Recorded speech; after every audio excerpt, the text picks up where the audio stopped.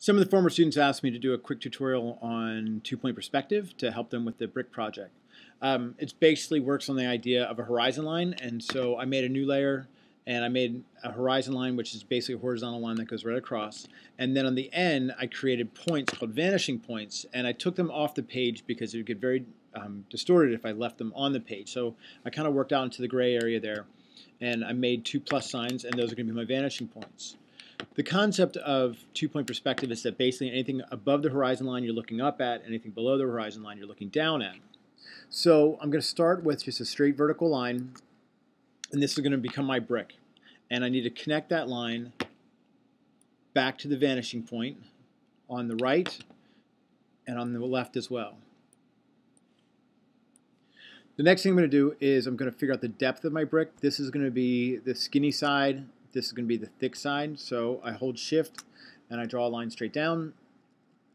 And then what I'm going to do is connect this corner back to the vanishing point and this corner here back to the vanishing point like so.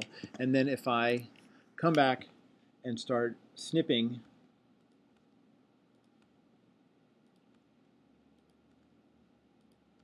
you'll see that I'm left with something that looks like a brick floating in space. And maybe I'll give it some color. So I'll color the front part bright red. The underneath is in the shadow, so I'll give it kind of a darker red. And then the other side, maybe I'll do. And so now I have a brick floating in space. Now working below the horizon line, it's the same concept. I just start with a line. I'm going to take that straight line and I'm going to connect it back to the vanishing points. Figure out the depth of my brick. And then take these intersections back. And then I could snip off all the lines. Now, where it gets tricky is when it crosses the horizon line. So both objects I did just now was either above or below. But sometimes you'll have objects that cross it. Like say I wanted to actually make a brick wall, like I did in my tutorial example.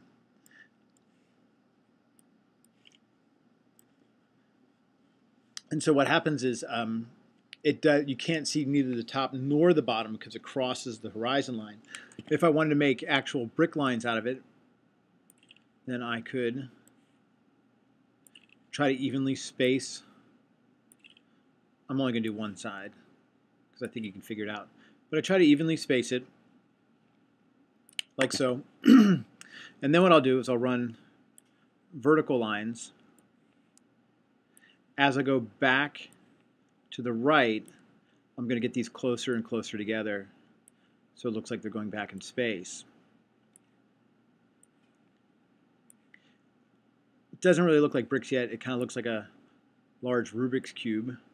But if I take my selection tool and I come through and on the top row I'm going to delete every other line, and then on the bottom row I'll do the same thing, except I'll do the opposite.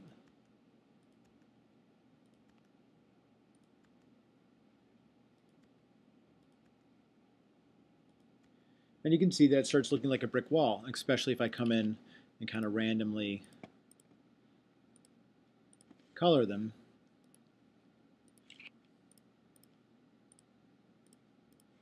And so you can see that I started to develop a brick wall using two-point perspective.